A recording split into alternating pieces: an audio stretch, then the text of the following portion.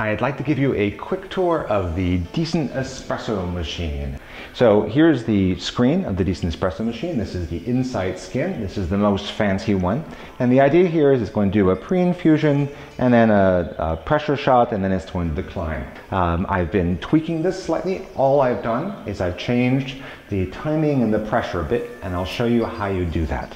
I've just been tasting it, and I found that just a little bit less pressure instead of 8.6 bar, 8 bar, and a little bit slower pre-infusion seemed to work better for me. And then finally I found that going down in pressure to 4 bar, and then as I observe things, I change them. So in this case, I lowered the pressure at the end because I noticed it was really speeding up. So I wanted that to slow down a bit. I found that 8 bars was better for my level of puck preparation. The higher the pressure, the more your puck preparation has to be perfect, because otherwise it'll go splat all over the place. And I also found that just lowering the flow of the pre-infusion just made it taste a little less bitter. Now, another way to go and learn about the espressos that this machine can make is simply to press things. For example, this is the flow profile for milky drinks.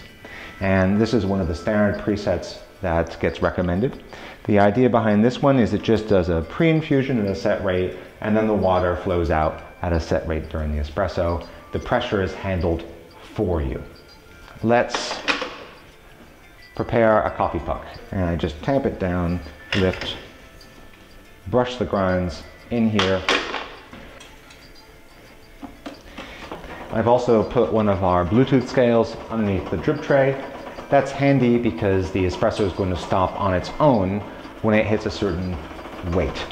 Now, the best practice for making espresso is to have a ratio between the coffee grounds in and the coffee out. In my case, I'm doing 2-to-1. This is typical. And here we are, we're making espresso, and you can see if I click here, it'll zoom. We're getting a flow rate of about 1.5 mils per second. What I was aiming for with this profile was a more or less even flow.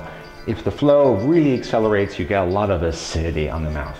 And that's why I made about 10 seconds here of pressure at 8, and then I told it to decline. And you can see that the flow there started to increase, and then because I had the pressure decrease, the flow stayed flat.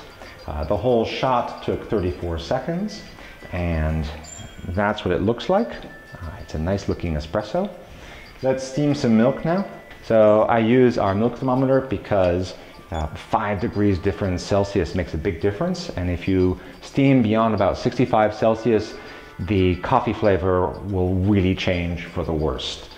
Okay, and I'm going to put the steam wand in here and hit steam and start.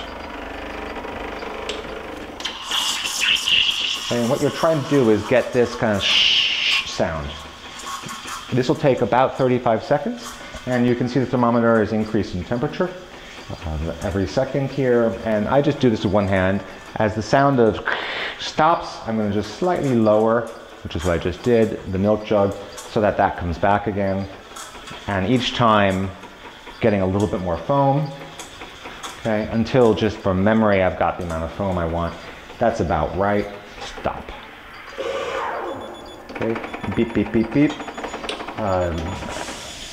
You noticed what happened here is the steam wand automatically flushes at the end of the steam cycle. That's to prevent any milk from going up. It's just a little time saver. This is beeping, indicating a final temperature of 63. And then I just pour it in like this.